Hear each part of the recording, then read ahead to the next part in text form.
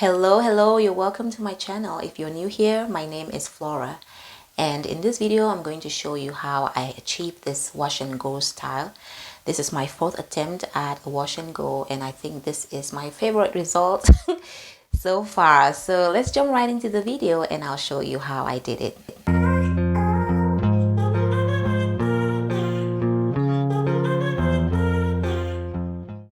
So for this wash and go, I decided to use the Wetline Extreme Gel, which is a very popular gel on YouTube for wash and goes. And I did my research and found out that it goes really well with the Texture ID styling cream. When you start doing wash and goes, the first thing that you need to learn is to use the right combination of leave-in cream and gel. Otherwise, it's going to be flaky, right? So I applied this styling cream immediately after washing my hair. So when my hair was still damp, I applied it. That's why you see my hair looking, whitish. It's the leave-in cream. So, and when you begin, the first thing I just take, work in small sections. It's better to do it this way. I've done it like by applying the gel all over my hair and the results were not good. So this time I'm being patient, working with small sections.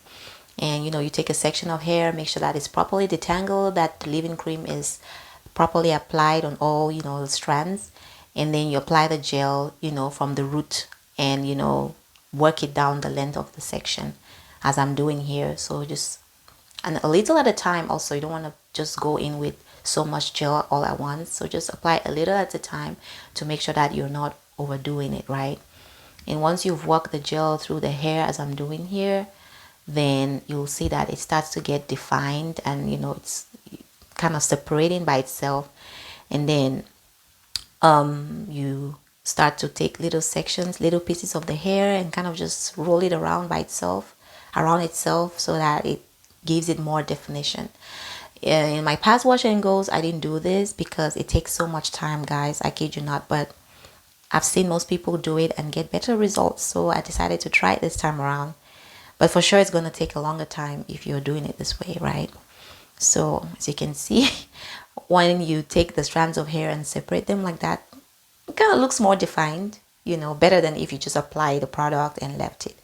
And also people use brushes. When I started, I wasn't using a brush. I was just using my fingers. But eventually I'm going to use a brush to see if, the results will be better, right?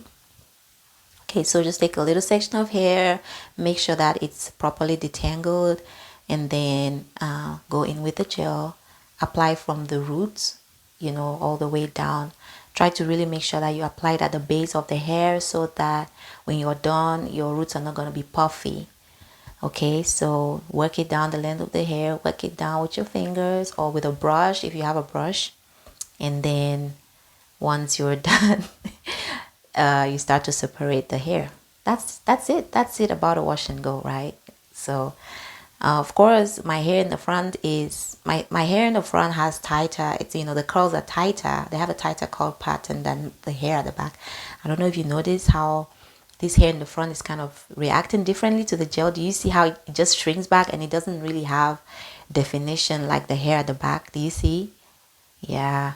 So that is just the reality of how our hair grows, right? Usually my hair kind of looks like it's longer in the back than the front, and it's because of, the looser curl pattern at the back. It hangs loose more than the one in the front, and then gives it the appearance. I always say that my hair has a heart shape. It's really funny the way the way it is. All right, so you see how it's kind of just not really having that definition. I try to use the brush and it still wouldn't give me the definition like the one in the back. So I knew I was doing the right thing, so I just kept going, add a little bit more of the gel and then just start, swirling the hair like that. I hear they call this shingling, whatever. So just turn, rolling the hair around itself, and then it's gonna do what it will do, right? You can't make the hair do what it doesn't want to do. It's just the way it is. It's just the way the texture is. It's gonna do what it does.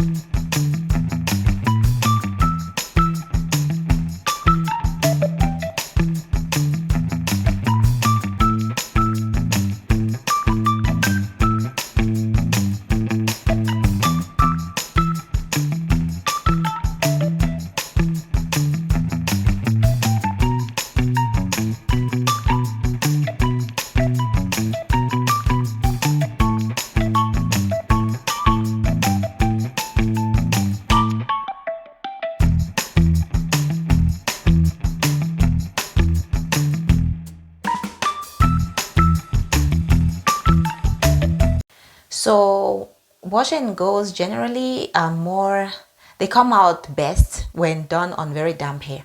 That's the truth. So the reason why you see me spritzing that aloe juice in my hair is because it was getting dry and I didn't want to apply the gel on hair that is dry, because I feel like the results will not be that good. Usually I would just apply the gel right when I'm in the shower and my hair is still dripping wet, but in this case I didn't want to do that. But if your hair is wet when you apply the products, you get better results by far. That's the truth. That's also on condition that you do all the other right things, like make sure you detangle properly and work the product through your hair. Because if your hair is damp and you don't take your time to really apply it well and do all this shingling, the results might not be the best, especially if you have type 4 hair.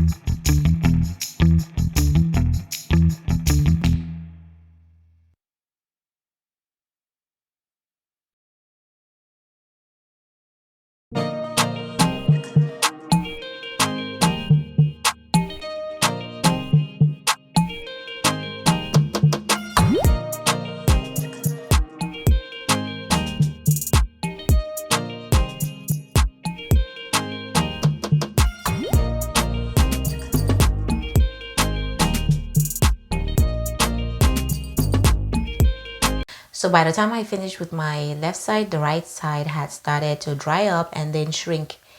As you can see, the disparity in the length. So what I did was just work some more gel into the right side so that they don't kind of look too different. But I kind of liked the definition at the back. You see how defined it is? By the time it dries up, it will shrink, obviously, but the definition is there. It's there. Look at that. Look at that. Look at that.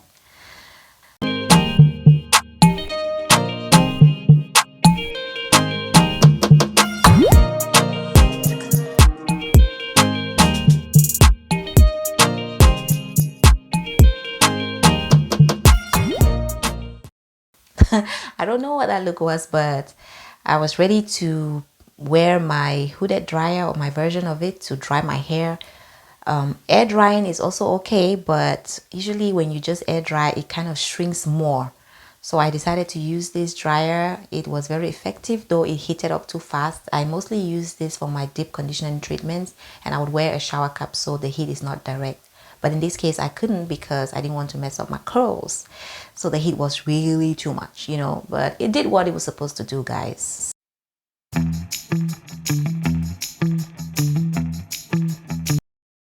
So when I took off the cape, I was a little bit shocked, as you can see, about how flat my my hair was.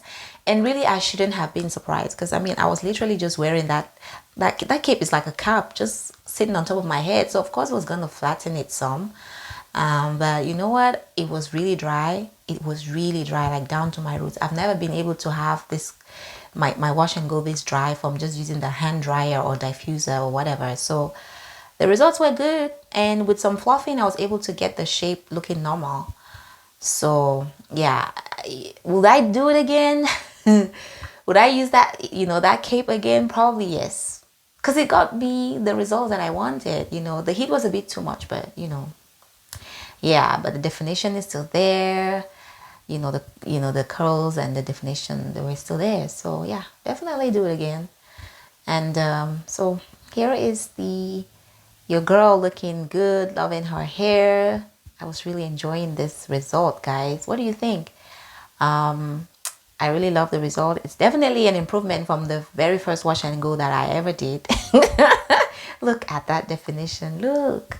It's almost like a twister. And look at my first attempt, guys. Just look at this. This was just a whole mess. But, this one is way better. Of course, there's always room for improvement. But I was really pleased with the results. So I hope you enjoyed the video. If you did, don't forget to give me a thumbs up and also subscribe to the channel for more content like this. All right, see you next time, guys. Ciao, ciao.